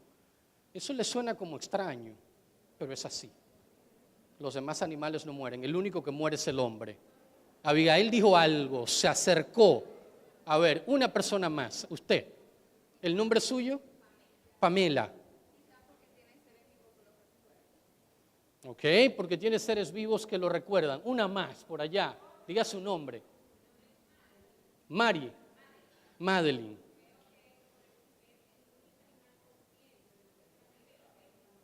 Exactamente. ¿Y esa conciencia por dónde entra? Por el lenguaje. El hombre es el único animal consciente de la muerte. El significante muerte no existe en ningún otro animal. En ningún otro animal. El que está más cerca del hombre en desarrollo cerebral es el delfín, que tiene el mismo cerebro del hombre. La única diferencia es que su corteza es más pequeña. Su superficie cortical ocupa menos espacio. Pero es la única diferencia entre el delfín y el hombre. No hay ninguna otra. De hecho, usted destapa la cabeza de un delfín y encuentra el mismo cerebro que encuentra en la cabeza de un hombre. Lo único es que la superficie cortical es más pequeña. Más pequeña. Pero después, si el delfín tuviera la misma corteza cerebral del hombre, pudiera formar una civilización tal como nosotros. Pero el hombre tiene una característica que no tiene ningún otro animal. Es el único que tiene lenguaje. Los demás animales sí tienen sistemas de comunicación, pero no tienen lenguaje. Una cosa es hablar de sistemas de comunicación que son más sencillos en los demás animales y el sistema lingüístico, el lenguaje, que es el más complejo, el más avanzado, y obviamente debíamos tenerlo nosotros. Somos privilegiados de tener una facultad que es exclusivamente humana, el lenguaje. Y exactamente por el lenguaje es que nosotros incorporamos el significante muerte. Ese significante no existe en ninguna otra especie. Por eso somos los únicos que morimos. Los únicos. Los demás no mueren. Fíjense, como les decía, los lingüistas tenemos la tendencia a complicarlo todo. Yo escribí un ensayo con respecto a este tema y después que lo leí yo dije, es que no puedo hacer otra cosa que tomar algunos párrafos y leerlos. Porque, no porque yo lo escribí, sino porque creo que no tiene desperdicio y porque creo que cada palabra hay que tomarla con pinza y escucharla muy bien. Así que yo me voy a permitir, con el permiso de ustedes, voy a subir allá y voy a ir leyendo algunas cosas que me parecen capitales que ustedes escuchen, porque está muy relacionado con las últimas palabras de Laura. Y quiero decirles, en lingüística hablamos de que hay textos que se escriben para ser hablados. Hay textos que se escriben para ser leídos y hablados, comentados. Y hay textos que solamente se escriben para ser leídos. Yo voy a tratar de ir leyendo algunas cosas y comentando, porque no quiero que ustedes se pierdan del trabajo que he tratado de hacer con ese texto y que lo he titulado Salud Integral, Narrativas Globalizantes para la Sociedad Compleja. ¿Con qué se come eso? Ustedes dirán, narrativas globalizantes para la sociedad compleja. ¿De qué querrá José hablarnos hoy? Y yo espero tener el tiempo para terminar. En principio decía salud mental, pero entonces pensé, si lo dejo con salud mental, voy a seguir tomando la posición reduccionista, simplista, la posición más unidimensional. Y por eso decidí poner salud integral y porque va acorde con lo que hemos venido hablando en el día de hoy. Ustedes conocen a este señor, alguna vez han oído hablar de Khalil Gibran Khalil, escritor libanés. Se dice que es el fundador de los llamados libros de autoayuda, que todos los libros de autoayuda que se han escrito han sido después de él. A propósito, que mucha gente detracta estos libros. Yo no, porque yo creo que todos los libros terminan siendo de autoayuda. No te enseñan algo, todos. Entonces te ayudan. Khalil Gibran, yo lo traje porque quiero compartir con ustedes una historia que él escribió, una parábola, no es un chiste, es una parábola. La parábola se titula El Loco, no sé si han leído algo de Gibran en algún momento, pero este señor, un joven, está en un sanatorio y va un señor muy mayor a visitar el sanatorio un fin de semana. Este señor tenía la costumbre de visitar los enfermos mentales en este sanatorio.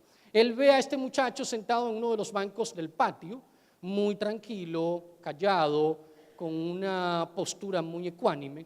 Le llama la atención y él va y se le acerca y se le sienta al lado. Y le dice, mira, me llama mucho la atención hasta tu postura para sentarte. Y me llama mucho la atención que estás bien vestido, estás limpio, estás aseado y estás muy tranquilo acá.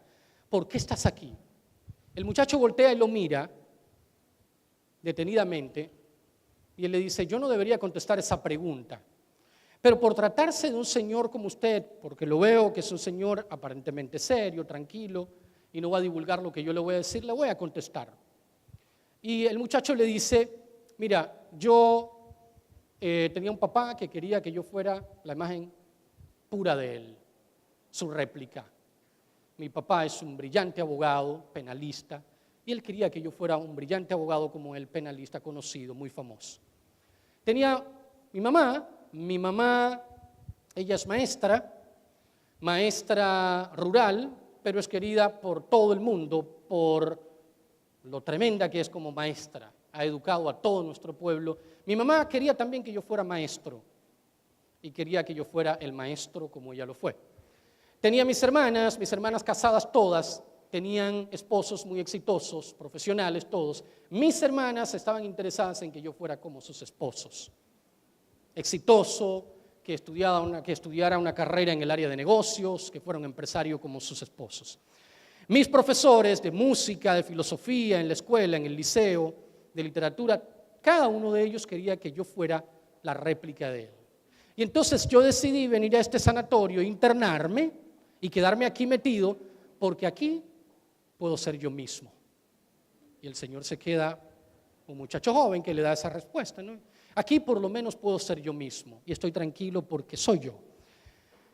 El Señor se queda callado y al rato el muchacho le pregunta, ¿y usted qué hace aquí? Y él le dice, no, yo soy visitante. Y el muchacho termina diciéndole, ya entiendo, usted vive en el manicomio que queda del otro lado de la pared.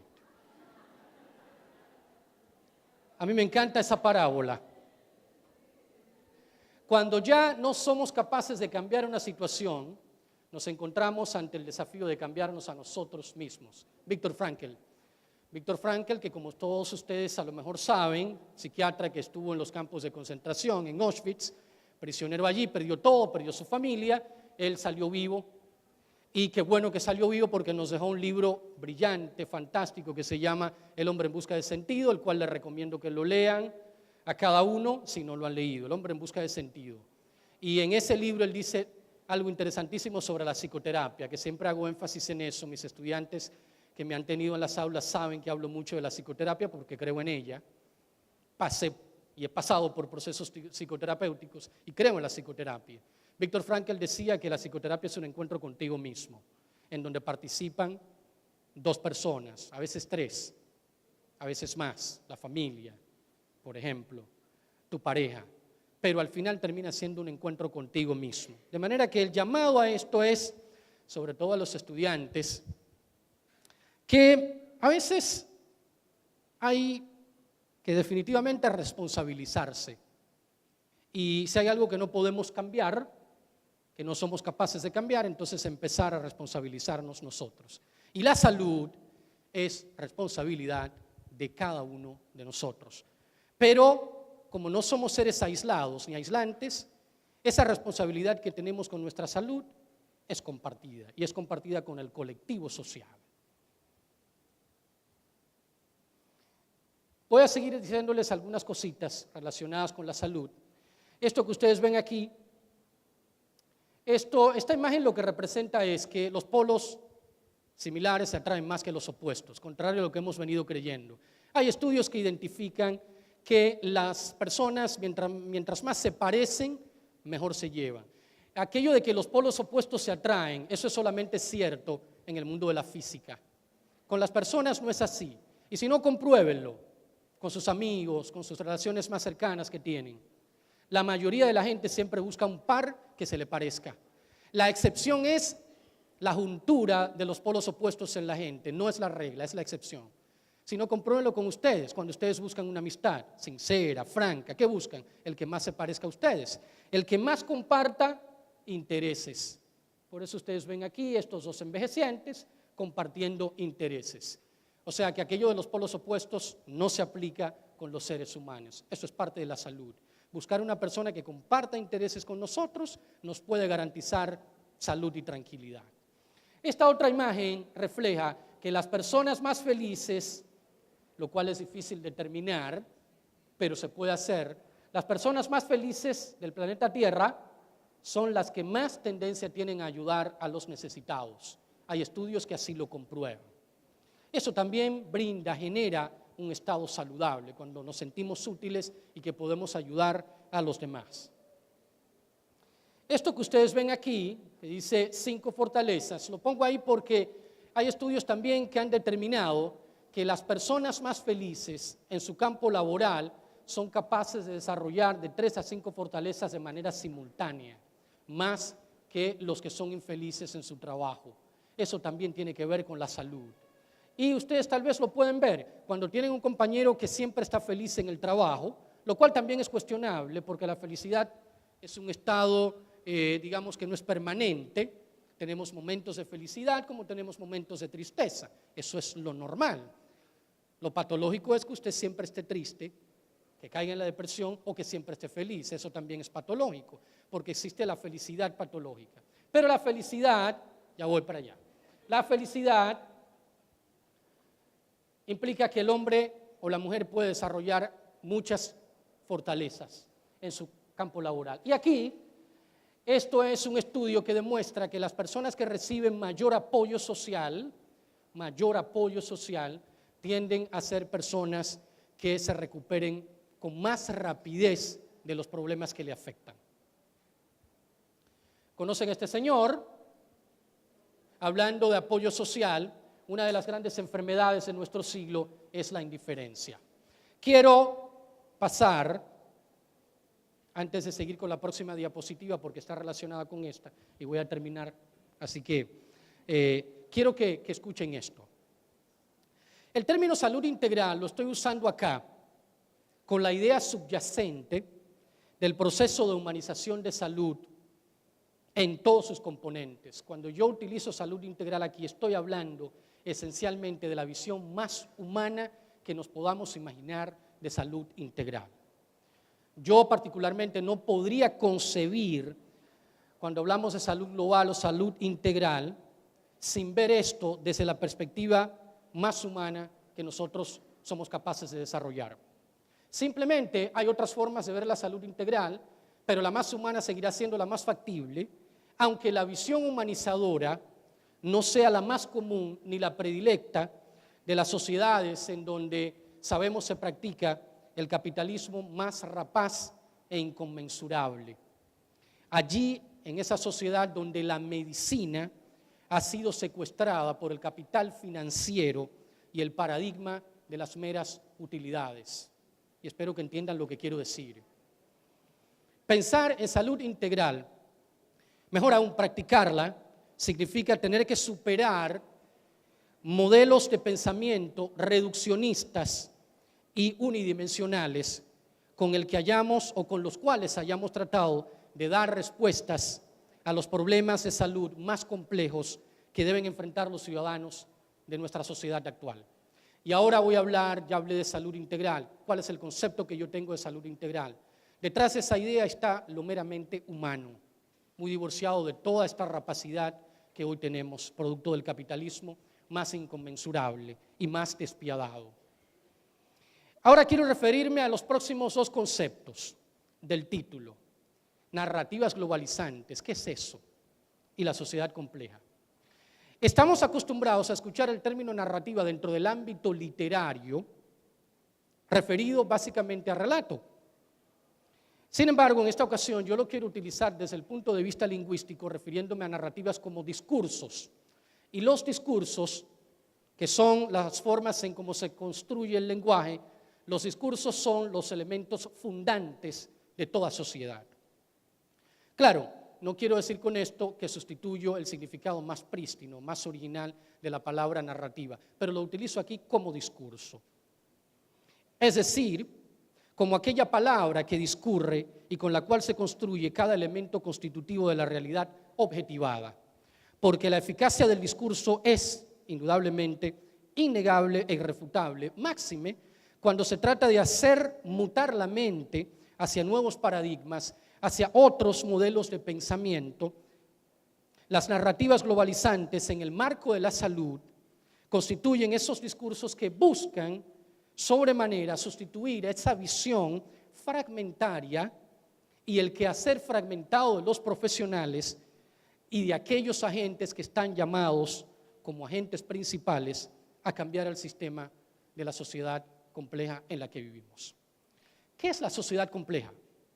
Esta sociedad a la que hoy asistimos, cuya dinámica está atravesada por configuraciones tan enrevesadas e inextricables que requiere la construcción de políticas globales y eficientes para dar respuestas a las demandas ciudadanas de mejor calidad de vida, de mayores garantías de formar a individuos estratégicos para la confrontación o el afrontamiento de los problemas que definen la sociedad actual. Es decir, las diversas situaciones en que el hombre se ve obligado a buscar una respuesta. Principalmente la intemperie social. Esa intemperie social a la que el hombre de hoy está sometido y principalmente la juventud. Les voy a dar un ejemplo y no quisiera que me pare porque es que esto para mí es importante. Cuando yo hablo de los adolescentes, siempre refiero el siguiente ejemplo para ilustrar lo que quiero decir con intemperie social. El padre que llega agobiado a la consulta, tiene un adolescente de 16 años, llega muy preocupado, compungido, que no encuentra qué hacer con el muchacho.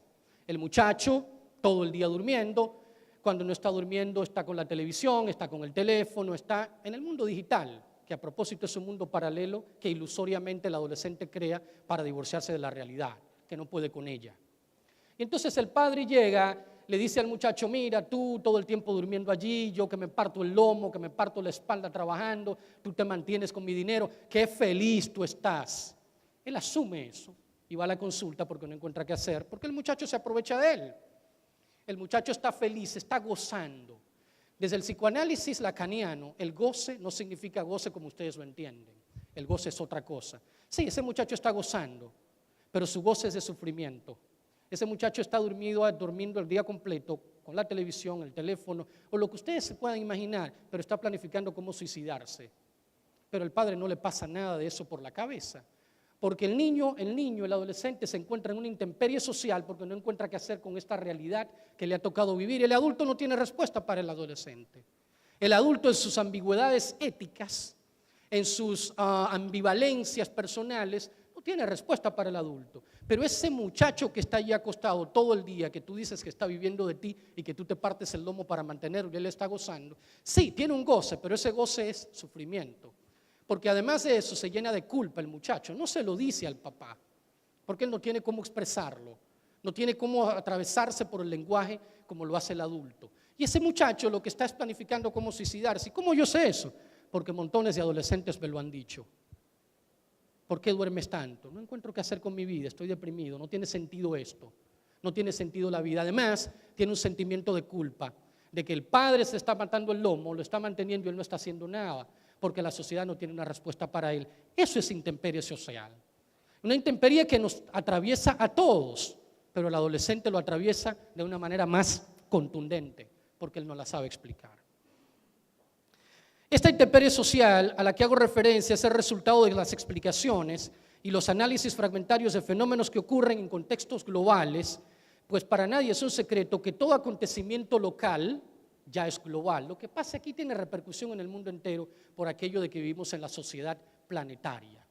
Pero viceversa, todo lo global deviene local. ¿Quién puede decir de manera tan indiferente y apática que los problemas de Siria no nos tocan a nosotros?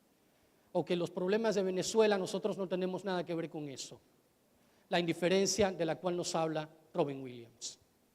Las narrativas globalizantes, cuando no reemplazan, al menos complementan las miradas fragmentadas y unidimensionales de los factores que definen la nueva sociedad global o planetaria. Propenden o proponen un modelo de comprensión pertinente para la condición humana actual, que de hecho es una condición humana llena de incertidumbre, llena de inseguridades, y eso comienza con los niños, que no saben qué hacer en este mundo. Incertidumbre, inseguridad, la intemperie social. Pocas respuestas a miles de preguntas. Las narrativas globalizantes para nada clausuran o cierran los discursos del pasado, no causan una ruptura con los instrumentos con que contábamos para responder a los conflictos de hace unas décadas. Simplemente estos nuevos discursos por los que abogamos enfocan la búsqueda de soluciones a la altura de la complejidad de los nuevos problemas que definen al ser humano.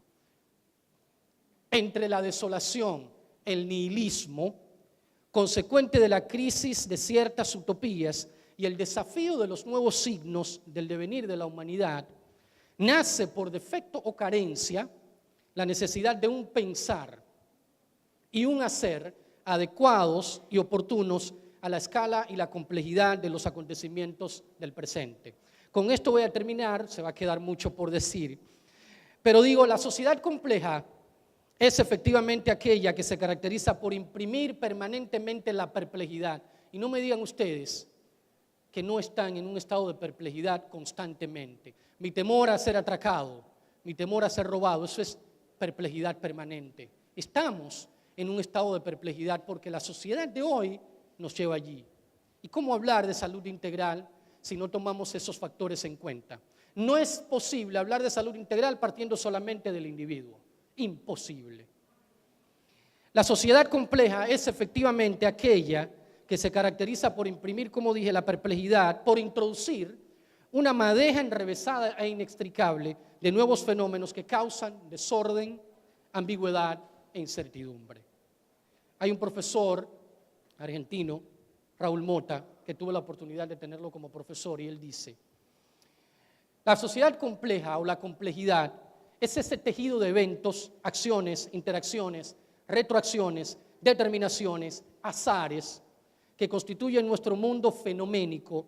Dicha complejidad es inherente a todos los seres vivos. Por ende, nuestra mirada debe dirigirse a una profunda mutación en nuestra forma de pensamiento, de acción, de abordaje de los conflictos de la humanidad actual, que emergen sea por carencia o por saturación, de manera que ni siquiera las sociedades desarrolladas se salvan de los conflictos que genera la sociedad compleja. La idea central que aquí quiero exponer es que ya Estos modelos que utilizábamos, modelos políticos, sociales, individuales e institucionales que nos podían garantizar ciertas acciones seguras, hoy simplemente los resultados que ellos arrojan son los resultados menos esperados: incertidumbre, inseguridad, nihilismo, ingobernabilidad e intemperie social. No les voy a cansar, lo voy a dejar hasta allí. No, con esto no termino, pero sí todo el discurso que he armado acá es un llamado a la reflexión sobre la sociedad compleja, sobre los grandes retos que tenemos y sobre todo la importancia de la articulación del conocimiento, no desde lo multidisciplinar solamente, no desde lo interdisciplinar, sino desde lo transdisciplinar. Lo transdisciplinar implica articular todos los saberes, todas las instituciones políticas, sociales, educativas, la familia, la comunidad, políticas estatales, las instituciones gubernamentales y no gubernamentales. Eso implica la transdisciplinariedad, diferente a lo multidisciplinario y lo interdisciplinario. De manera que la llamada es a pensar de manera transdisciplinaria. Cómo articular todos los actores, todos los agentes y todas las instituciones para nosotros hablar de salud integral partiendo no del modelo biomédico. ¿Saben cuál es la premisa del modelo biomédico? ¿Tienen alguna idea de la premisa del modelo biomédico? Partir de la enfermedad. Este modelo transdisciplinario parte de la salud, la promoción de la vida y de la prevención como mejor medicina. Mientras sigamos con los modelos anticuados, arcaicos, mirando la salud y la salud integral en sentido general, con esos modelos unidimensionales, arcaicos, reduccionistas, fragmentarios, no podemos hablar de salud integral y mucho menos podemos hablar de promoción de la vida. El modelo biomédico al que estamos acostumbrados es desde la enfermedad. Empecemos a hablar de la actitud pro vida, hablar desde la salud y hablar desde la prevención, que es la mejor medicina. La medicina curativa es inservible. Gracias, lo dejo hasta ahí.